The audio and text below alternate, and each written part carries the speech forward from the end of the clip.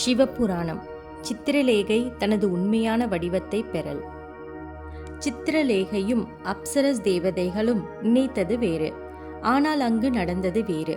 ஏனெனில் தாங்கள் செய்த கபட நாடகத்தை அறியாமல் அங்கிருந்த அனைவரும் உண்மையாக எழுந்து தங்களுக்கு மரியாதை செலுத்துவார்கள் என்றும், அவ்வேளையில் அனைத்தும் உணர்ந்தவரான சிவபெருமான் இவர் பார்வதி அல்ல என அனைவர் முன்னிலையிலும் தங்களது கபடத்தை வெளிப்படுத்தி அங்கிருந்தோரை திகைப்படைய வைப்பர் என்றும் எதிர்பார்த்தார்கள்.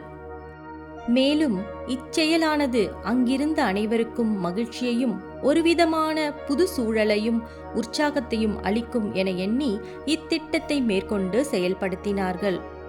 அது மட்டுமன்றி தங்களின் வாதங்களுக்கான பதில் காணவும் இச்சூழல் சாதகமாக இருக்கும் எனவும் எண்ணினார்கள்.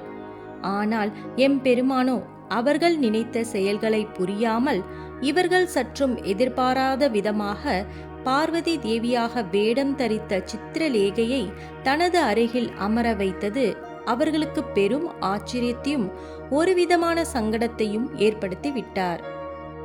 இந்த குழப்பத்திலிருந்து எப்படி விடுபடுவோம் என சிந்தித்துக் கொண்டிருந்த தருவாயில் யாவரும் எதிர்பாராத விதமாக நாயகனின் உண்மையான நாயகியான பார்வதி தேவி புடைசூழ அவ்விடத்திற்கு வந்ததைக் கண்டு சித்திரலேகையும் அப்சரஸ் தேவதைகளும் என்ன செய்வது என்று புரியாமல் திகைத்தனர். பார்வதி தேவியை கண்ட சிறிது நேரத்தில் சித்திரலேகை தான் எடுத்த மாயத் தோற்ற வடிவம் நீங்கி தன்னுடைய உண்மையான வடிவத்தை பெற்றார். இதேபோன்று மற்றவர்களும் தங்களது சுய உருவத்தை அடைந்தனர்.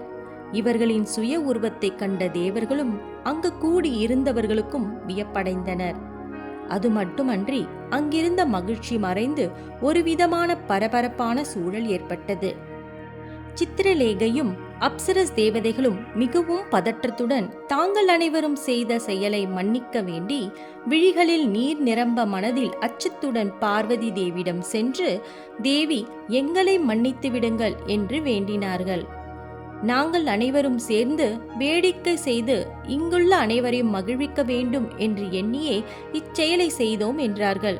மேலும் விளையாட்டாக செய்தது இவ்வளவு வினையாக மாறும் என்று நாங்கள் யாரும் சற்றும் எதிர்பார்க்கவில்லை என்று தங்களது மனதில் இருந்த எண்ணங்களை பார்வதி தேவியிடம் கூறி அன்னையின் பாதங்களில் விழுந்து தங்களை மன்னிக்குமாறு வேண்டினார்கள்.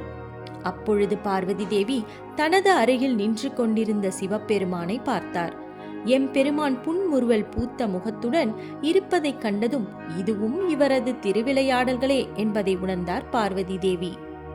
பின்பு எதையும் வெளிக்காட்டிக் கொள்ளாமல் சித்திரலேகையை தூக்கி, இது அப்சரஸ் தேவிகள் நாடகம் நடைபெறும் இடம் என்று என்னிடம் யாரும் உரைக்கவில்லையே என்று கூறி சித்திரலேகையிடம் தனது பதியானவரை என்னிடம் கொடுத்துவிடு என்று கேட்பது போல் பார்வதி தேவியும் கேட்டார். தேவியிடம் இருந்து சற்றும் எதிர்பாராத இந்த பதிலால் சித்திரலேகை மற்றும் அவருடன் இருந்த மற்ற தேவிகளின் கவலைகள் மற்றும் அச்சம் என யாவற்றையும் மறந்து அனைவரும் சிரித்தனர். பின்பு பார்வதி தேவியும் சித்திரலேகையை மன்னித்து அவளை அணைத்து கொண்டார். அப்பொழுது அங்கிருந்த தேவர்கள் மற்றும் தேவமாதர்கள் என அனைவரும் சிரித்து ஆரவாரம் செய்தனர். அப்பொழுது எம்பெருமானோ மற்றவர்களை கவர்ந்து வியப்பதில் சிறந்தவர்களாயிற்றே, அப்சர ஸ்திரீகள் என கூறினார். ஓம் நம சிவாய.